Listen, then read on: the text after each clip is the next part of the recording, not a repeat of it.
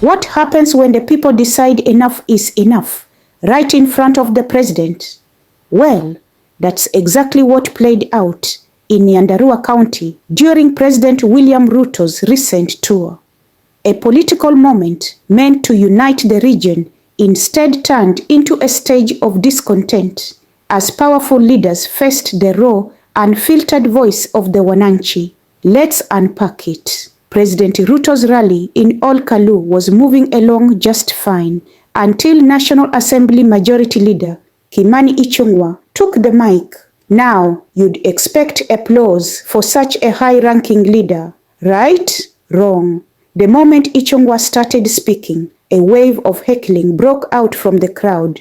Boos, jeers, and chants drowned out his voice. Even after attempting to push through, it quickly became clear the crowd wasn't having it.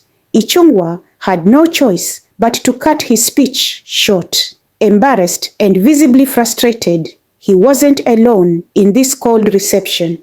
Nyandarua woman representative Faith Gitau also faced interruptions as she tried to speak. To her credit, she held her ground, urging President Ruto not to worry about the noise from the crowd. But the tension was undeniable. The people were sending a loud message. So, what caused the heckling? That's where it gets political. Kapseret MP Oscar Sudi came out guns blazing, accusing Nyandarua Senator John Methu of paying local youth to heckle Ichung'wah and others. But Methu didn't hold back either. His response? If the crowd was paid to attend, maybe other speakers should have also sorted them. A not-so-subtle jab implying that the cheers were for sale, just not for everyone. This incident isn't just about one disrupted rally.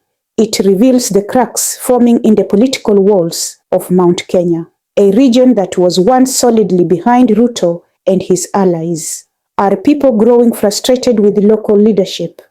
Or is this a deeper reflection of economic and political dissatisfaction bubbling beneath the surface? Whatever the case, this wasn't just noise, it was a protest. And it happened with the president sitting right there.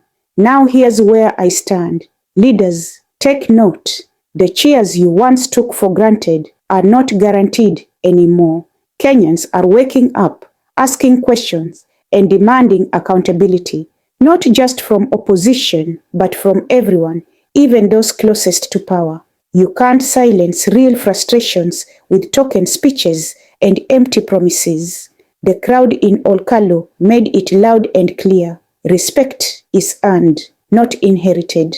And that, my friends, is the sound of democracy. This is Sauti Mzalendo. We don't just report the news, we give it a voice. Stay with us for more stories that matter to you. And remember, the people are watching, and more importantly, they are speaking.